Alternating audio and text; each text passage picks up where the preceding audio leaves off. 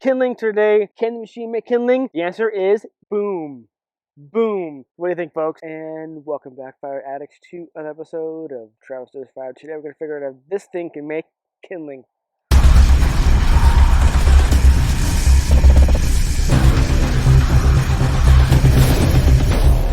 So I've had this for a week now, and I've used it once. Like how sad is that? Sad as in like tier.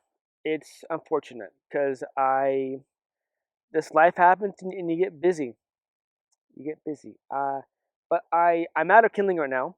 I have like two non-premium cedar kindling bundles. So I have this wheelbarrow of kindling, and we're gonna see if the new 1165V vertical split fire can do it. Now I usually do kindling like this here, the kindling slabs. You see me before on the channel. I use the Timber Champ, which is an electric kinetic splitter. I can do kindling on the Champion, right there. I've done before. It just takes a little while.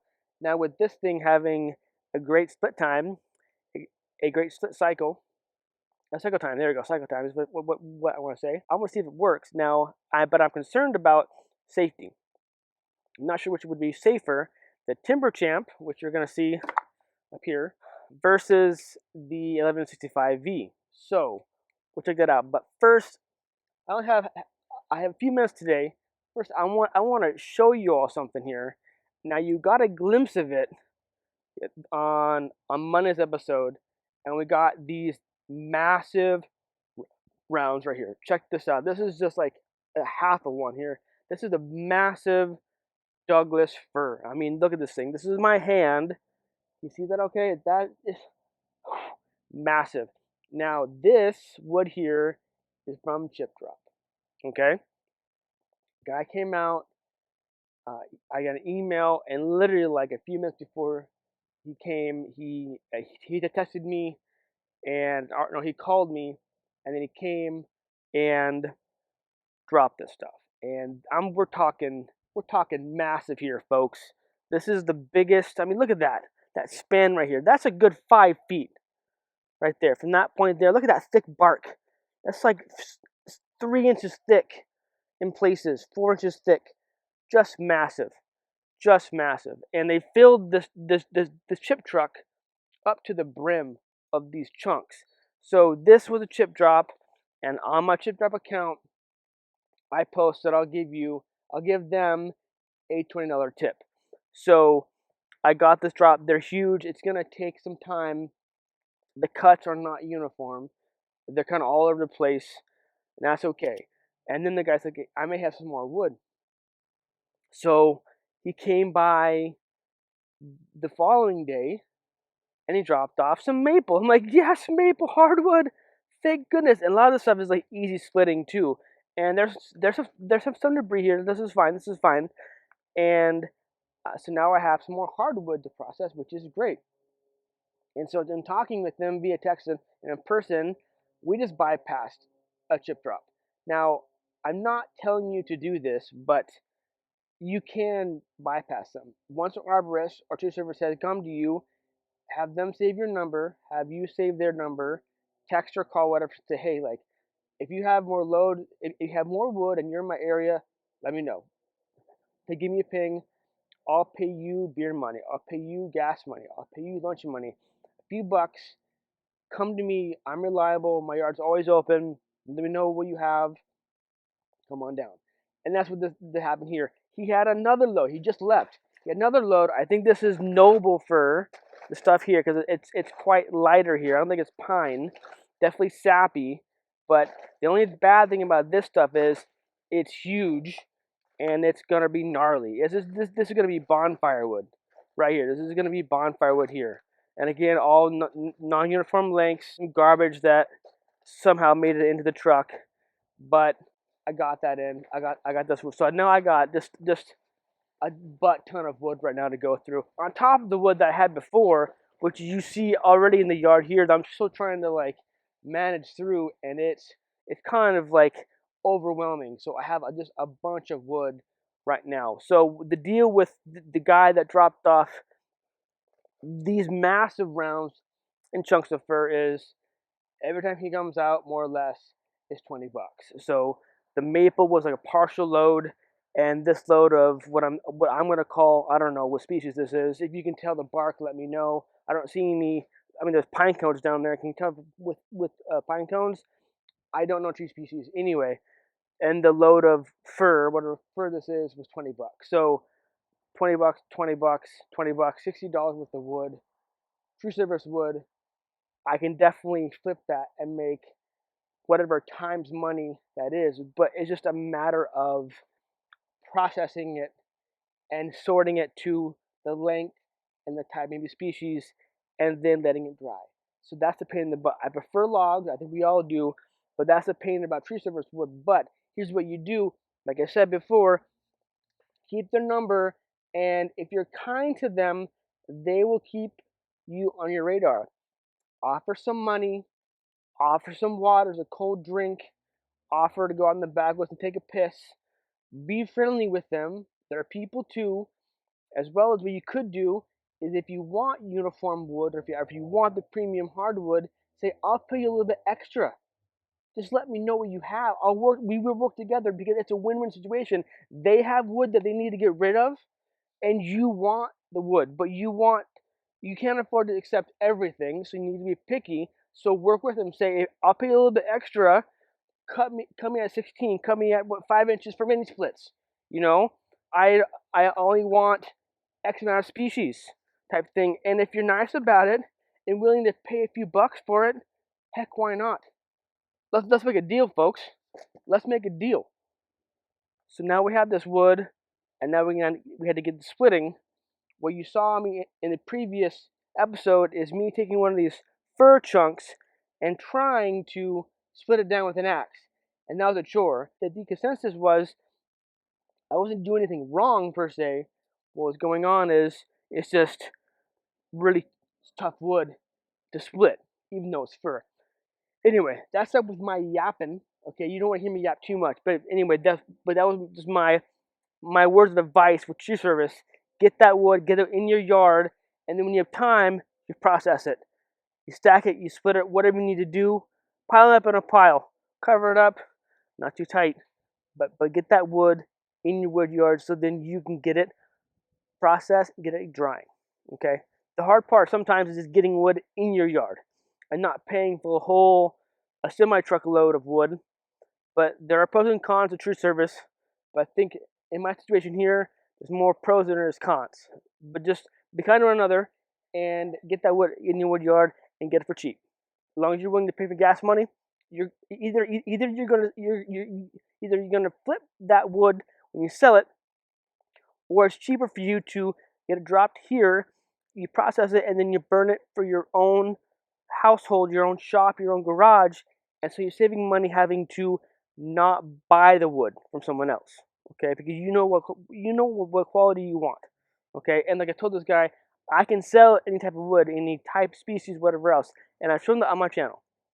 I have. Let's check out if the 1165V can make kindling.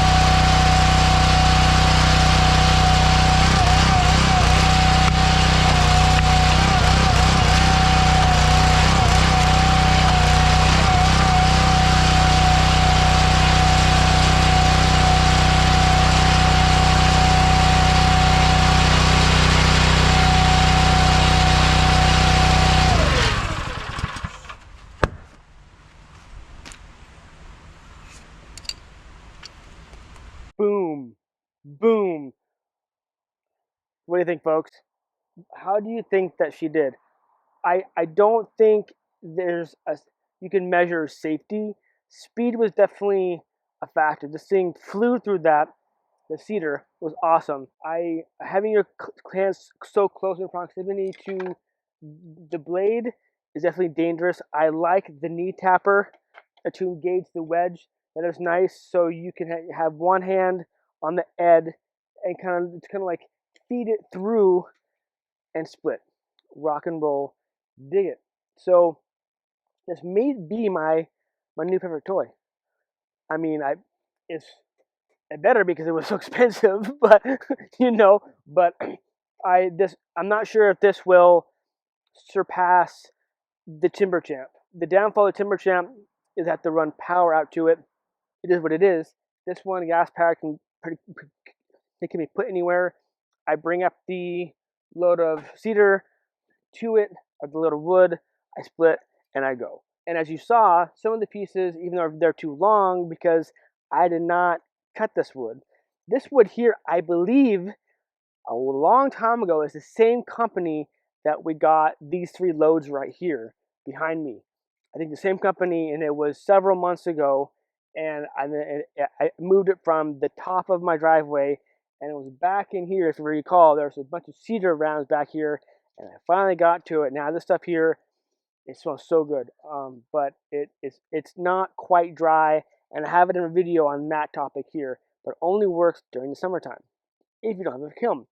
But if you know what I'm talking about, then you know. Anyway, I think there's a way to use this for cedar and still be safe. I think there's a learning curve, but for those who need the instruction bottle of how to use shampoo, of why they need instructions on these bottles, if you're that type of person, then don't run one of these, okay? Especially when you're sober. Just if you need to read the instructions on how to apply and use shampoo, don't use one of these splitters. Don't and, and specifically don't use the 1165V to make kindling. I'm just gonna say that right now, okay? Instructions: the shampoo bottle does not equal the splitter or firewood in general. Just you're not capable. Anyway, this is a good machine, bar none. Period. And I do like it how it went through. I went through this wheelbarrow this wheelbarrow here of cedar quite fast. I may do a test in the future to test time wise the same amount of wood in a wheelbarrow, and we'll have the Timber Champ and the 1165V, and we'll race. See how fast we can do it. But I don't want to do that and not be safe. We're going to do that test in the near future if you're interested, but we're going to do it safely. Save your hands and save your fingers. Do not hurt yourself using the machine and getting used to it. Get used to the machine so you use it safely. With the Timber Champ, I'm able to rest the wood on where I want it split, and then I hit the button or the lever and it goes. Whereas with this one, I have to kind of like handle it with one hand and aim it to where I think it's going to be, and then it comes down. Now with this machine here, and with the handle or with the knee tapper, you can kind of gradually have the wedge come down. It's not like you hit a button and it goes ba-bum. No. It's a gradual thing, kind of like a drill gun where you press it gently and it slowly turns and slowly engages. Kind of like this, but you just have to feather it out to have it go slow, and then on your mark, then you ram it through. Anyway, kindling today. Can the machine make kindling? The answer is yes. Anyway, that's all the time we have for this episode. Thank you for tuning in. I appreciate it. Remember, life's too short to be a prick, so be kind to another. Rock and roll. Keep cutting. Cheers.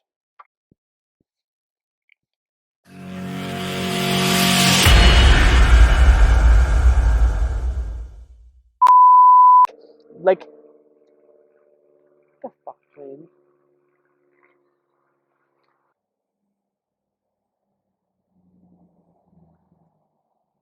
Anyway,